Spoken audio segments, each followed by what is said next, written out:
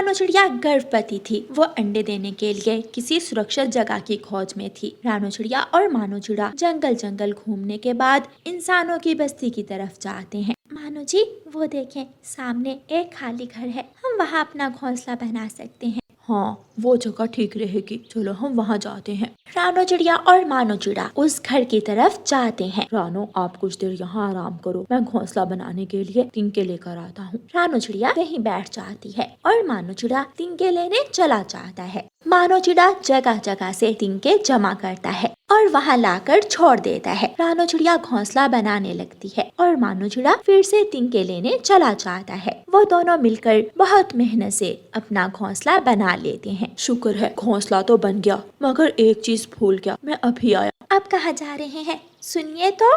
मानू चिड़ा जल्दी से उड़ते हुए फूलों के बाग में जाता है और वहाँ से कुछ फूल तोड़ता है। मेरे फूल जैसे बच्चों के लिए ताज़ा ताज़ा फूल, इन फूलों की खुशबू मेरे बच्चों को अच्छी लगेगी। जब मानू चिड़ा वो फूल लेकर वापस जाता है तो उनके घोंसले में 2 सुंदर सुंदर अंडे आ चुके थे। मानू चिड़ा अपने अंडों को देखकर बहुत खुश होता है और फूलों को घोंसले पर सजा देता है। जब हमारे बच्चे अंडों से निकल आएंगे तो हमारे घोंसले में कितनी रौनक हो जाएगी। मुझे तो उस दिन का बेसब्री से इंतजार है। मानू जी, मुझे बहुत भूख लगी है, क्या आप कुछ देर अंडों के पास रुकेंगे? मैं कुछ दाना दूंगा ले आऊं, आप भी थक गए होंगे। नहीं नहीं, मैं ठीक हूँ, मैं लेकर आता हूँ। दाना नहीं, मीठा फल, आज हम मीठा फल खाएंगे। मानू चिड़ा खुशी से उड़े फिर रहा था। मानू चिड़ा जंगल जाता है और वहाँ से मीठे फल तोड़कर एक टोकरी में रखता है। मानो भाई, बहुत खुश नजर आ रहे हो, क्या बात है? हाँ कबूतर भाई, मैं बहुत खुश हूँ। मेरे घोंसले में 2 अंडे आए हैं, बहुत जल्द मैं तुम्हें अपने बच्चों से मिलवाऊंगा। फिर तो बधाई हो तुम्हें, ये तो सच में खुशी की बात है। मेरा कीकी भी छोटे छोटे बच्चों को देखकर बहुत खुश होता है। ऐसे कहते हुए कबूतर वहाँ से चला जाता है और मानू चिड़ा भी फल लेकर अपने घोंसले में आ जाता है। वो दोनों पति पत्नी मीठे फल खाते हैं। रात हो जाती है। रानू चिड़िया और मानू चिड़ा अपने बच्चों के सपने सजाते सजाते सो जाते हैं। सुबह हो जाती है। किसान और किसान की पत्नी घर आते हैं। आज तो मैं थक गई हूँ, सफर बहुत लंबा था। सफर तो सच में लंबा था, मगर बहुत मजा आया। राजू भी खुश हो गया। पापा, हम अगली बार फिर ऐसी जगह ही जाएंगे। ठीक है राजू बेटा, अब आप जाकर फ्रेश हो जाएं। ठीक है मम्मा। राजू अपने कमरे में चला जाता है।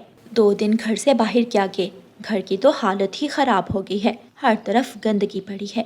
अभी अभी तो इतना लंबा सफर करके आई हो, थक जाओगी, अब कल कर लेना सफाई। आपको पता है मुझे गंदगी से बहुत नफरत है, मैं अपने घर में जरा सी भी मिट्टी बर्दाश्त नहीं कर सकती। किसान की पत्नी बहुत ज्यादा सफाई पसंद थी। वो सारे घर की सफाई करती है, झाड़ू लगाती है, डस्टिंग करती है। हो गई सफाई, अब सुकून से बैठूंगी। मानू जी, मुझे प्यास लगी है, चले नदी से पानी पी कर आते हैं। रानो, नदी तो बहुत दूर है, यहाँ पास ही मैंने एक नलका देखा है, वो उधर सामने है, चलो हम वहाँ से पानी पी कर आते हैं।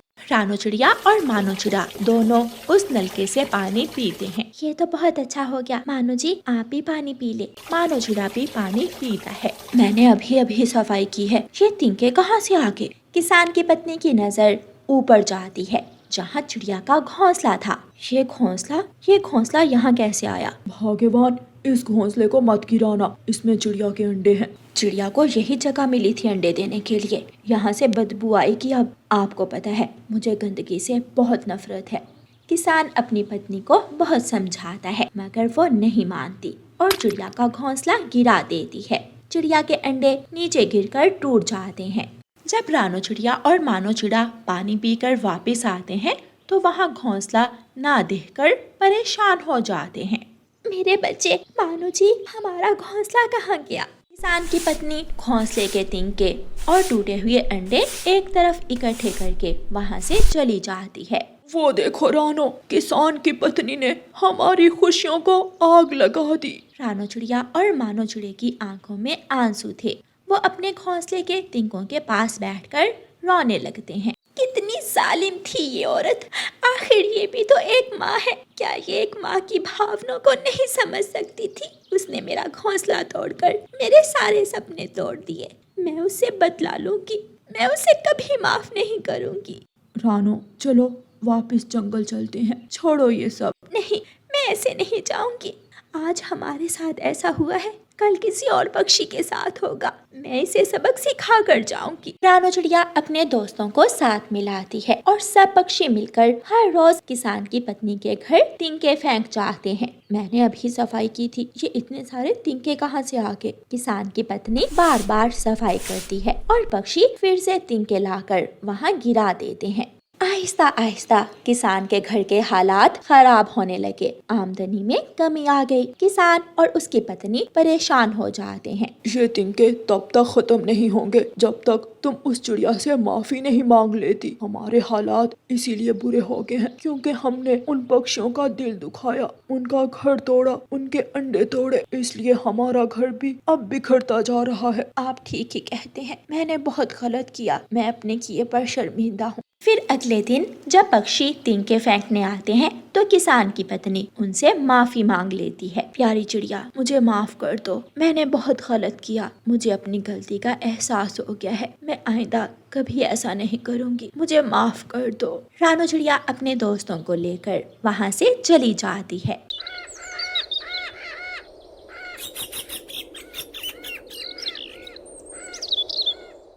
रानो चिड़िया की बेटी गुड़िया को इंसानों के बारे में जानने का बहुत शौक था, मगर उसकी मम्मा रानो चिड़िया उसे हमेशा इंसानों की बस्ती की तरफ जाने से मना करती थी।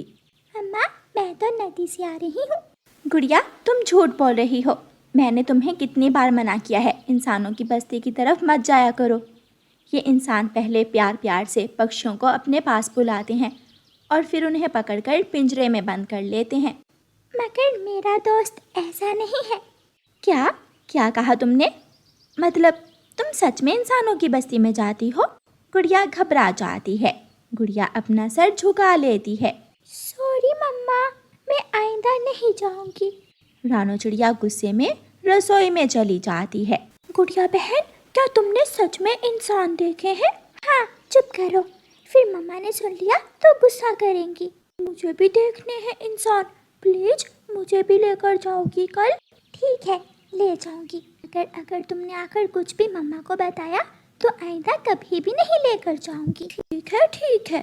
रात हो जाती है और वो सब सो जाते हैं।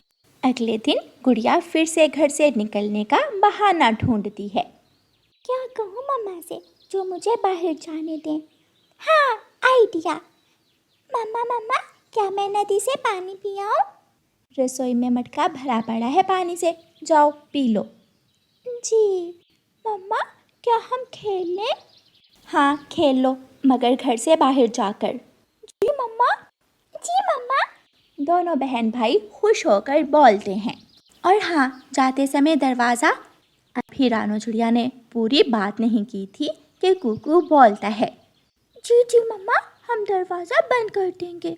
ज़्यादा होशियार मत बनो, दरवाज़ा बंद नहीं करना, खोलना है। मैं तुम दोनों पर नज़र रखूँगी, अगर ज़रा भी इधर उधर हुए तो फिर आज तो मार पक्की है। दोनों बच्चे उदास सा मुँह बनाकर बाहर चले जाते हैं। रानो चिड़िया घर में बैठी अपने बच्चों को देख रही थी। अब क्या करें, मम्मा तो हमें ही देख रही हैं। कुछ देर बाद वहाँ जग्गू कौवा आ जाता है। कुकू गुड़िया, तुम दोनों ऐसे चुप चुप क्यों बैठे हो? आइडिया। जग्गू, क्या तुमने कभी इंसान देखे हैं? हाँ, इसमें कौन सी बड़ी बात है। मैं तो अक्सर अपनी मम्मा के साथ इंसानों की बस्ती में जाता हूँ और मेरी मम्मा किसान के बच्चों से रोटी भी छीन कर लाती हैं। ये तो बहुत बुरी बात है। हाँ, बुरी बात तो है, मैं नहीं खाता ऐसी रोटी। इंसानों की बस्ती में मेरा एक दोस्त है जो मुझे मज़े मज़े के खाने देता है हर रोज़। क्या तुम भी खाओगे मज़े मज़े के खाने? हाँ, क्यों नहीं, चलो हम अभी चलते हैं। मगर मेरी मम्मा इंसानों को पसंद नहीं करती हैं, वो हमें जाने नहीं देंगी। जग्गू, तुम हमारी मम्मा से जाकर कहो कि तुम्हारी मम्मा ने चावल बनाए हैं और वो हमें बुला रही है। जग्गू ऐसा ही करता है। वो रानो चिड़िया के पास जाता है और गुड़िया और कुकू को साथ ले जाने का कहता है। ठीक है, ले जाओ, मगर ख्याल रखना कुकू और गुड़िया जल्दी वापस आ जाएं। ठीक है आंटी।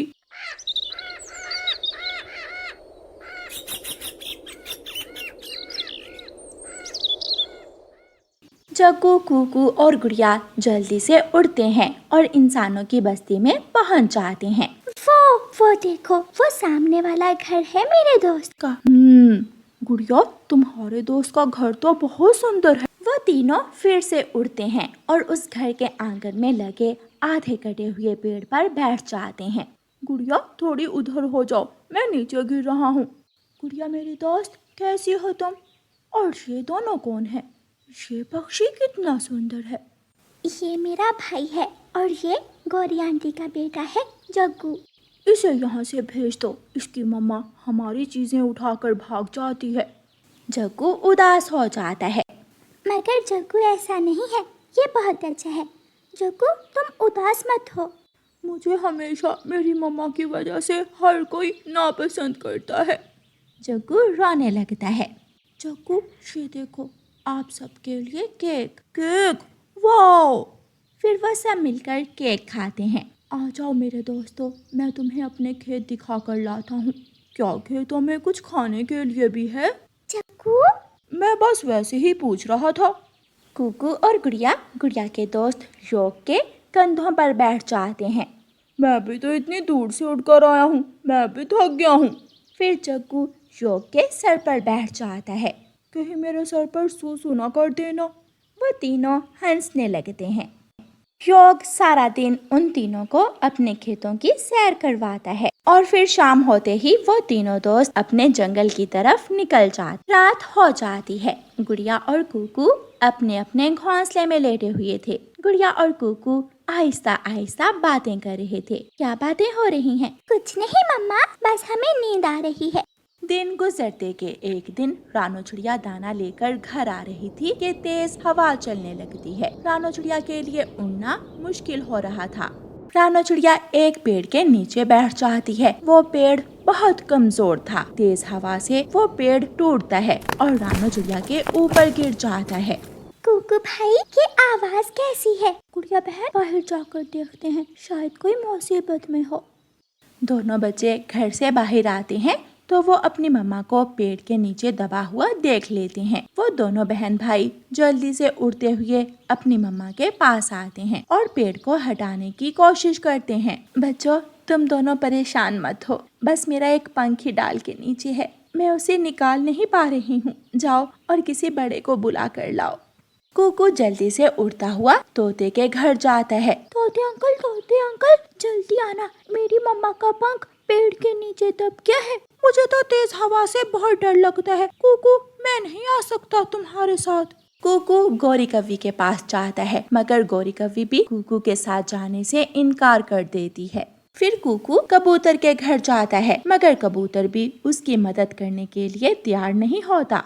कूकू निराश होकर वापस चला जाता है। क्या हुआ कूकू भाई? मम्मा, मैंने तोते अंकल से कहा, गौरी आंटी से कहा और कबूतर अंकल से भी, मगर किसी ने भी मेरी बात नहीं सुनी। मम्मा, मैं अभी आती हूँ। कूकू भाई, तुम मम्मा के पास ही बैठो। गुड़िया जल्दी से इंसानों की बस्ती की तरफ जाती है और अपने दोस्त योग को सब बताती है। योग अपने मम्मा पापा को साथ लेता है और गुड़िया के साथ जंगल की तरफ चलता है। वो सब मिलकर पेड़ को हटाते हैं और रानो चिड़िया को आज़ाद करते हैं। आप सबका बहुत बहुत धन्यवाद। मैं हमेशा आपकी एहसानमंद रहूंगी। आप सब ने मेरी उस मुश्किल वक्त में मदद की जब मेरे तमाम दोस्तों ने अपना मुंह फेर लिया। मैं गलत थी। चिड़िया रानी, यह तो हमारा फर्ज था। आप सब जल्दी से घर चले जाएं, बारिश शुरू होने वाली है। गुड़िया अपने दोस्त योग का शुक्रिया अदा करती है। बाय योग। बाय गुड़िया, फिर मिलेंगे। रानो चिड़िया अपने बच्चों को साथ लेकर अपने घर चली जाती है और किसान अपने बच्चे और पत्नी के साथ अपने घर की तरफ चला जाता है।